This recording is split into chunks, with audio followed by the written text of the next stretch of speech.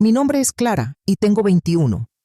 Los gritos comenzaron en el momento en que dije la palabra. No, solo una palabra. Pero silenció toda la sala. O lo habría hecho de no ser por la docena de niños corriendo salvajemente.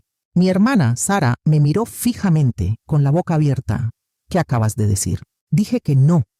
Repetí, mi voz más fuerte esta vez, cortando el caos del día de Navidad.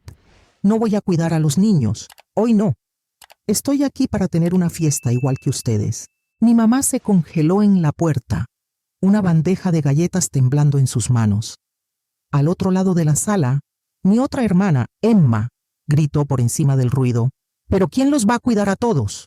Miré sus rostros conmocionados. Los rostros de personas a las que les acababan de decir que la Navidad estaba cancelada. Mi teléfono vibró en mi bolsillo.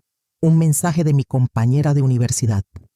Ya sabía lo que decía. ¿Ya lo hiciste? Oh, lo hice.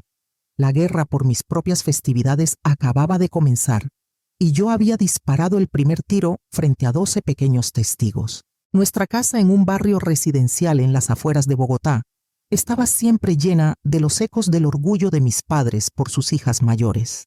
Sara sacó puros dieces otra vez, sonreían en la cena. Emma entró al equipo de porristas. Anunciaban a quien quisiera escuchar. Yo solo me sentaba allí, empujando las arvejas por el plato, sintiéndome como una sombra en mi propia casa. Recuerdo el día en que Sara trajo a su primer novio a casa a los 16. Yo solo tenía 4, espiando por las barandas de la escalera mientras este chico alto con el pelo de punta le daba nerviosamente la mano a nuestro papá. Emma no se quedó atrás, comenzando a tener citas a los 15. Ambas eran tan hermosas, tan seguras, tan todo lo que yo no era. Mi mamá decía, apenas mirándome, mientras ayudaba a Sara a elegir vestidos de fiesta, «Clara, termina tu tarea». Siempre estaba discutiendo las solicitudes para la universidad con Emma. Aprendí temprano a ser autosuficiente, a hacer lo mío, a no necesitar la atención que parecía permanentemente enfocada en los logros de mis hermanas. Una mañana, cuando tenía 7 años, mamá irrumpió en la cocina. «¿Escuchaste?», dijo, su voz eléctrica de emoción. Sara fue aceptada en la Javeriana. La noticia fue seguida de arepas especiales de celebración. Mientras yo me sentaba en mi lugar de siempre, invisible como siempre, Emma se fue a la universidad 2 años después, y de repente estaba sola. Sola en una casa que se sentía demasiado vacía y demasiado llena de su presencia persistente. Sus habitaciones se convirtieron en santuarios de sus vidas pasadas, trofeos, fotos y recuerdos preservados exactamente como los habían dejado. Mientras tanto, yo me labré mi propio espacio, aprendí a encontrar consuelo en la soledad e intenté que no me importara cuando cada conversación de alguna manera volvía a mis asombrosas hermanas mayores. El verdadero punto de inflexión llegó cuando tenía 15 años. Sara, ahora casada y viviendo al otro lado de la ciudad, dio a luz a su primer hijo, un niño llamado Mateo. Todavía recuerdo el día que lo trajo a casa del hospital, todos arrullándolo y llorando, mis padres prácticamente flotando de alegría por convertirse en abuelos. Mi mamá me apretó el hombro. «Serás una tía maravillosa», dijo. Mirando hacia atrás ahora, me doy cuenta de que ese fue el momento en que todo empezó a cambiar, aunque no podría haberlo sabido entonces. Al principio, estaba genuinamente emocionada por ser tía. Mateo era adorable, y me encantaba hacerle caras graciosas mientras Sara y mamá charlaban tomando café. Pero esa dinámica cambió más rápido de lo que podría haber imaginado. Comenzó con lo que parecía una solicitud inocente un sábado por la mañana. Sara preguntó, poniéndose ya el bolso al hombro, «Clara, ¿podrías cuidar a Mateo por un par de horas? Realmente necesito hacer algunas compras». Antes de que pudiera responder, había puesto a Mateo en mis brazos y se dirigía a la puerta. «Gracias, hermanita. Eres la mejor». Esa se convirtió en la nueva normalidad. Cada fin de semana, Sara aparecía en casa de mis padres, me entregaba a Mateo y simplemente desaparecía por horas. A veces eran compras, otras veces era un almuerzo con amigas o un día de spa, siempre bajo el pretexto de necesitar un descanso de la maternidad. Un día, Después de que Sara había estado fuera por 5 horas, finalmente me quejé con mamá. No es justo, dije, frustrada. Tenía planes de ver a Jimena en el centro comercial hoy. Mamá apenas levantó la vista de su revista. La familia ayuda a la familia, Clara. Tu hermana necesita este tiempo para ella. Lo entenderás cuando seas madre. Tenía 16 años cuando Emma anunció que estaba embarazada. Es una niña, chilló en la cena familiar. Mientras todos celebraban sentí un nudo formándose en mi estómago. Efectivamente, cuando llegó la pequeña Sofía, la historia se repitió con creces. Ahora, mis fines de semana eran un circo de manejar a Mateo de 3 años y a la bebé Sofía. Intenta ayudar a un niño pequeño a construir torres de bloques mientras intentas calmar a una bebé que llora. No es tan divertido como suena. ¿Y la tarea? Olvídalo. No hasta que ambos estuvieran durmiendo la siesta, si es que alguna vez dormían la siesta al mismo tiempo. Un sábado, mientras rebotaba a Sofía en mi cadera y veía a Mateo colorear en nuestra mesa de centro en lugar de su libro de colorear, le dije a mi papá: Javier me invitó al cine esta noche. Bueno, respondió con los ojos fijos en la televisión. Deberías haber pensado en eso antes de aceptar cuidar a los niños. Mi voz se alzó con frustración. Nunca acepté. Nadie me pregunta nunca. El ruido repentino hizo que Sofía comenzara a llorar. Desde la cocina, mamá me regañó. Baja la voz. Estás alterando a la bebé. Y deja de ser egoísta. Tus hermanas necesitan este apoyo. Comencé a pasar mi tiempo libre en la biblioteca de la escuela, investigando universidades. No cualquier universidad, unas muy, muy lejos de casa. Me lancé a estudiar sabiendo que las buenas notas eran mi boleto de salida. Cada A en mi boletín era un paso más cerca de la libertad. Cuando llegó mi carta de aceptación de la Universidad de Chile, incluyendo una beca parcial, sentí que finalmente podía respirar.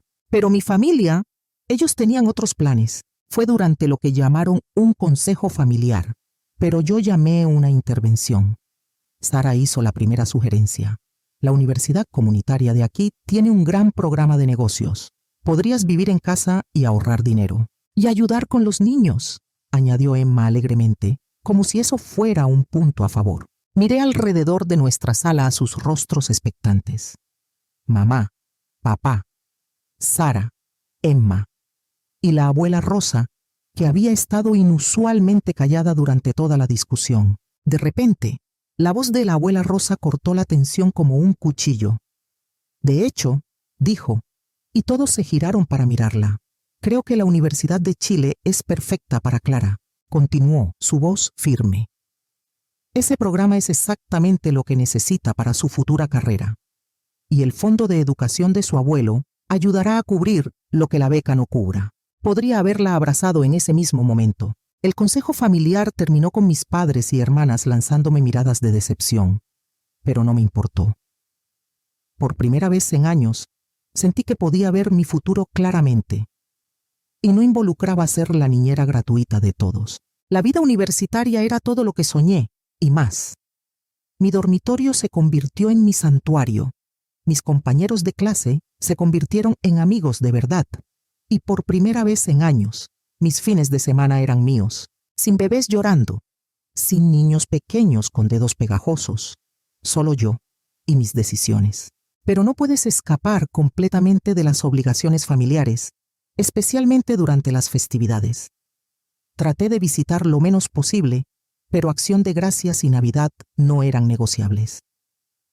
Mamá llamaba con semanas de anticipación, su voz cargada de expectativa. Todos preguntan por ti, Clara. Los niños extrañan a su tía.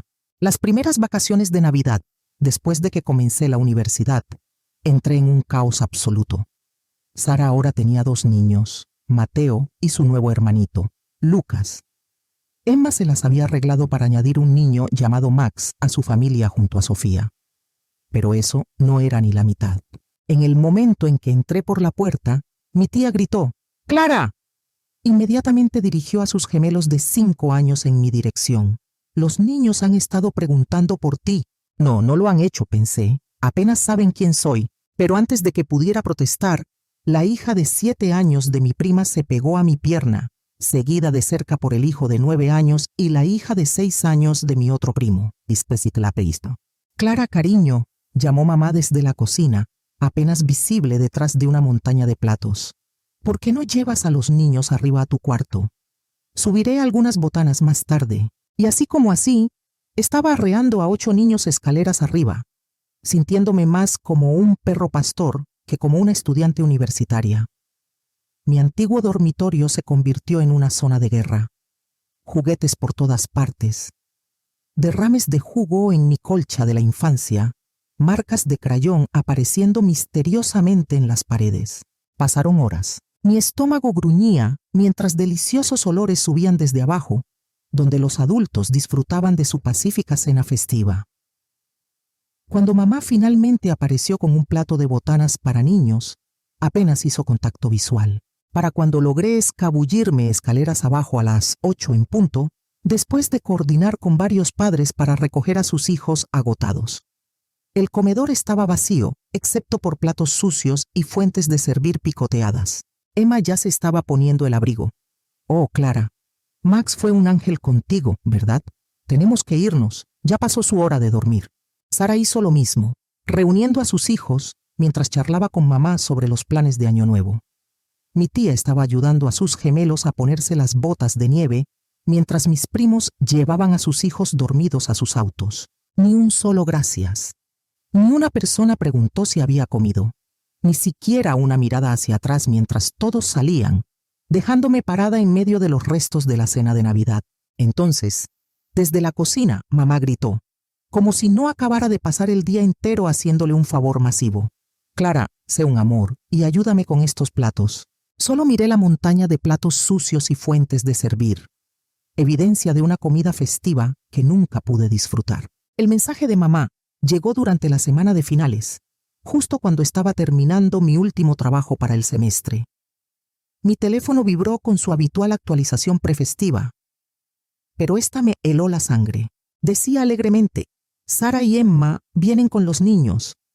Además de tu tía y sus gemelos, las niñas de tu prima Raquel, los hijos de tu primo Miguel, y una gran noticia, la cuñada de Sara se nos une con sus 3.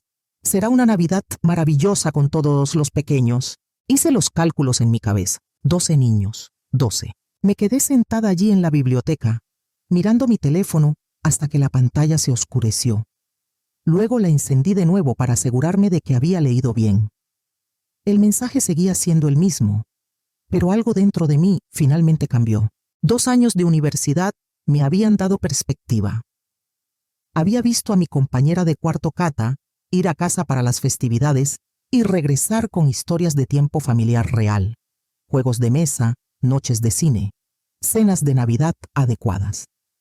La mayor queja de mi amiga Jessica sobre ir a casa era tener que compartir el control remoto de la televisión con sus hermanos.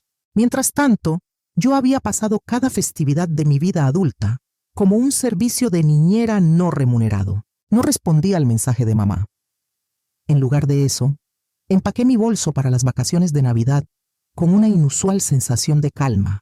Por primera vez no temía las festividades, porque iba a casa con un plan. Los días previos a la Navidad fueron engañosamente normales. Ayudé a mamá en la cocina, respirando los aromas familiares de sus platos estrella, ajiaco, pernil de cerdo y su famoso postre de natas. Decoré el árbol de Navidad, colgando con cuidado los adornos que había hecho en la primaria junto a las elegantes esferas de vidrio que mamá reservaba para el frente del árbol. El día de Navidad llegó con una ráfaga de actividad. Los autos comenzaron a llegar a nuestra entrada, uno tras otro, cada uno trayendo más caos que el anterior. Sara llegó primero con sus hijos, ahora de 5 y 3 años, seguida de cerca por Emma con Sofía y Max. La cuñada apareció con sus 3 hijos, todos menores de 7. El resto de los parientes entraron en tropel después de ellos, cada familia añadiendo más niños a la creciente multitud. Observé desde la esquina de la sala cómo el nivel de ruido aumentaba constantemente. Sara se abrió paso hacia mí, con el más joven en equilibrio sobre su cadera mientras el mayor tiraba de su manga. «Clara», gritó con ese tono familiar, el que significaba que estaba a punto de traspasar sus deberes parentales.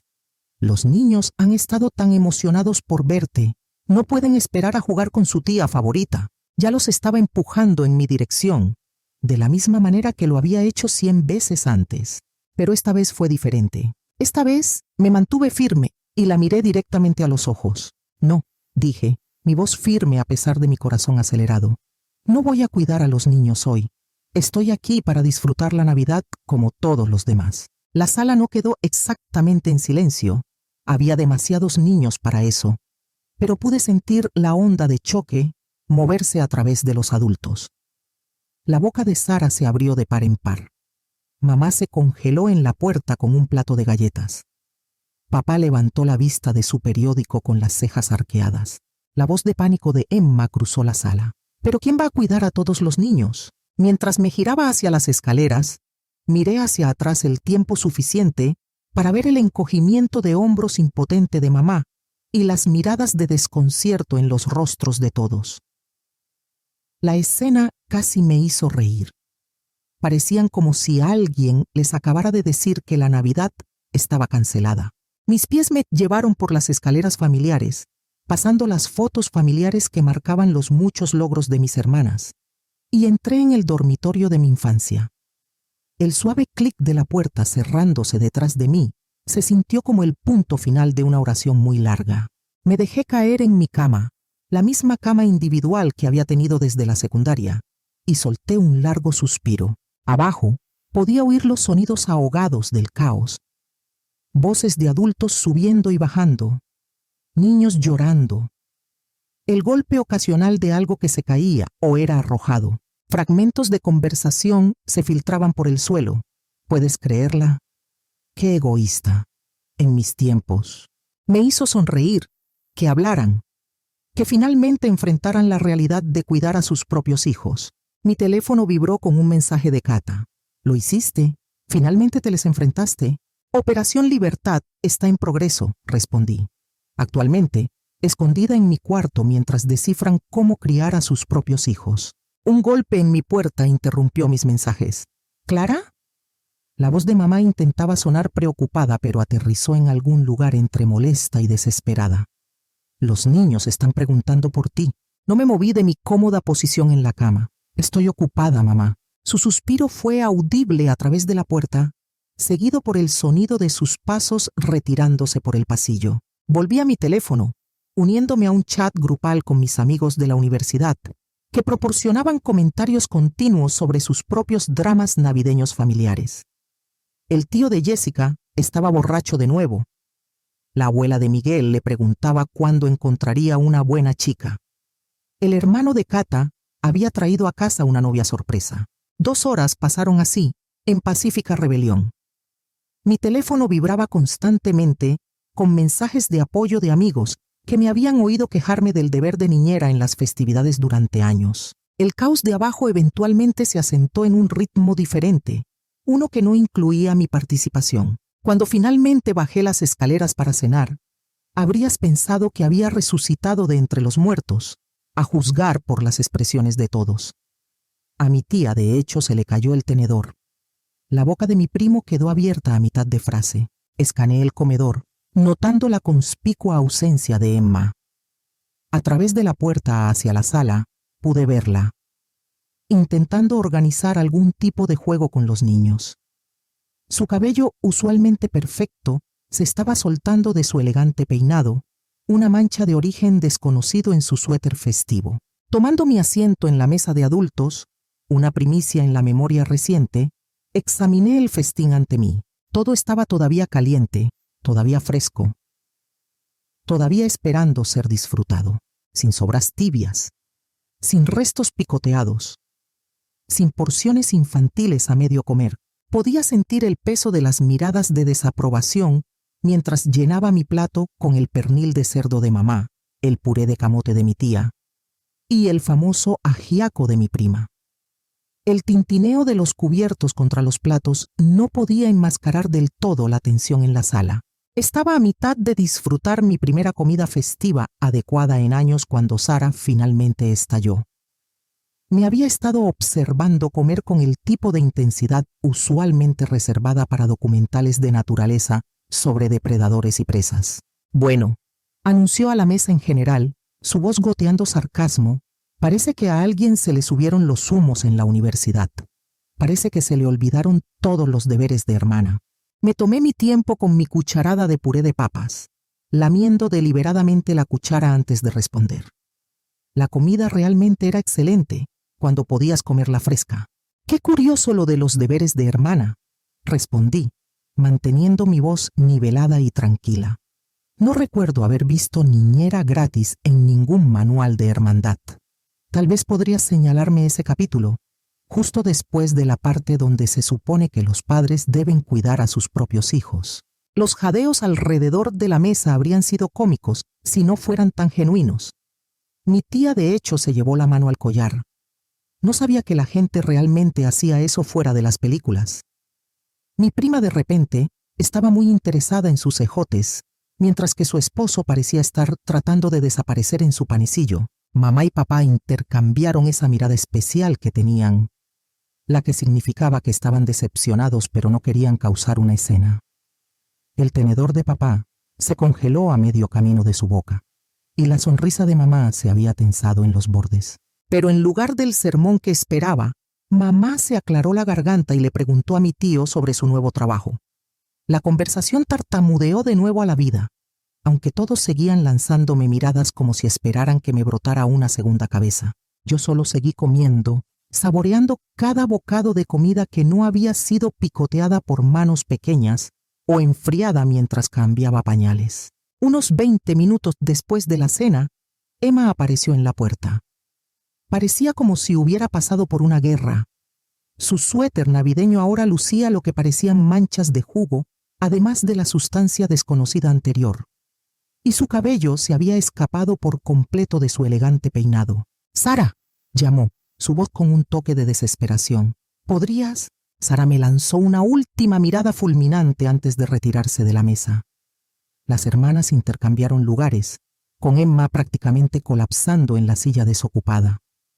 Parecía agotada, del tipo de cansancio profundo que yo había estado sintiendo cada festividad durante años. Emma llenó su plato mecánicamente, pero no pudo resistirse a lanzarme una mala mirada entre bocados. Le devolví la mirada y me encogí de hombros. Luego volví a disfrutar mi cena. Después de terminar mi comida, incluyendo 2 porciones del postre de natas de mamá, un lujo que nunca antes había podido disfrutar, me excusé silenciosamente de la mesa. Nadie protestó. Nadie me pidió que ayudara a limpiar. Nadie exigió que tomara un turno con los niños. La luz de la mañana se filtraba por las ventanas de la sala mientras bajaba las escaleras, todavía disfrutando del subidón de mi pacífica noche de Navidad.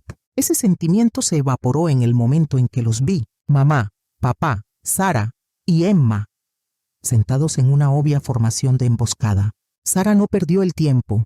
«¿Qué tipo de actuación fue esa ayer?», espetó. Su voz lo suficientemente aguda como para cortar vidrio, haciéndonos quedar como malos padres frente a todos. Me hundí en un sillón, sorprendentemente tranquila. ¿Actuación? ¿Te refieres a mí queriendo disfrutar la Navidad como todos los demás? Solo estoy cansada de ser la niñera no pagada y no apreciada mientras todos los demás tienen unas festividades de verdad. «Pero nunca te quejaste antes», interrumpió mamá, con el ceño fruncido por la confusión. No pude evitar reír. «¿Nunca me quejé? Me he estado quejando durante años, mamá, pero era demasiado conveniente ignorarme, ¿no es así? Demasiado fácil seguir explotando a la hermanita buena que nunca causa problemas». Todos comenzaron a hablar a la vez, sus voces superponiéndose en un coro de acusaciones y recordatorios del deber de hermana y la obligación familiar. Papá seguía mencionando cuánto habían hecho por mí a lo largo de los años. Mamá sacó a colación lo bien que me habían criado, y mis hermanas alternaban entre hacerme sentir culpable y ataques directos. Dejé que se les acabara el vapor antes de hablar de nuevo. «No son mis hijos», dije, en voz baja pero firme. «Yo no los di a luz. Yo no decidí tenerlos. Son su responsabilidad, no la mía. Especialmente durante las festividades cuando se supone que yo también debo estar descansando». Ahí fue cuando Sara jugó lo que pensó que era su carta de triunfo. Se puso de pie, con el rostro enrojecido por la ira. «Bueno, Tal vez es hora de que alguien te enseñe una lección sobre gratitud. Veamos cómo te las arreglas sin que mamá y papá paguen tu matrícula universitaria. La sala quedó en silencio. Vi a mamá y papá intercambiar miradas inciertas, claramente tomados por sorpresa por esta sugerencia. Pero en lugar del pánico que Sara claramente esperaba ver en mi rostro, sentí una extraña sensación de alivio. Finalmente, todas las cartas estaban sobre la mesa. Me levanté lentamente. De hecho, Sara, la abuela Rosa ha estado pagando mi matrícula del Fondo de Educación del abuelo. Dejé que eso se asimilara, ¿sabes? El que él creó para todas sus nietas. El mismo fondo que te ayudó a pagar la escuela de enfermería y a Emma la escuela de negocios. E incluso si ese no fuera el caso, tengo una beca parcial. Además, a diferencia de algunas personas, no tengo miedo de trabajar para mantenerme. Sin esperar su respuesta, me di la vuelta y subí las escaleras. Me tomó menos de 10 minutos empacar mis maletas. Me había vuelto buena viajando ligera con los años. Cuando volví a bajar, mamá y papá comenzaron a llamarme, sus voces una mezcla de ira y pánico, pero ya había terminado de hablar. Salí por la puerta principal, dejando que se cerrara detrás de mí sobre sus protestas y recriminaciones. El aire invernal me mordió las mejillas mientras me dirigía a mi auto, pero apenas lo sentí. El viaje de regreso a la universidad fue extrañamente pacífico. A medida que aumentaban los kilómetros entre mi hogar y yo, bloqueé sistemáticamente sus números. Mamá, papá, Sara, Emma. Cada toque en la pantalla de mi teléfono se sentía como romper otro eslabón de una cadena que ni siquiera me había dado cuenta de que me estaba pesando. Mi dormitorio me recibió de nuevo con su bendita simplicidad, sin juguetes esparcidos por el suelo, sin huellas dactilares pegajosas en las ventanas, sin ruido de fondo constante de niños exigiendo atención. Solo mis libros, mi laptop y mis propios pensamientos. Enero pasó en un borrón de nuevas clases y fines de semana tranquilos. Febrero trajo nieve y una bendita falta de drama familiar. Me lancé a mis estudios, hice planes con amigos y por primera vez en años sentí que estaba viviendo mi propia vida en lugar de existir en los márgenes de la de todos los demás. Entonces, una fría mañana de sábado a fines de febrero, miré por la ventana de mi dormitorio y los vi. Mamá, papá y Emma, parados en el estacionamiento, luciendo inseguros y fuera de lugar entre los estudiantes que corrían de un lado a otro.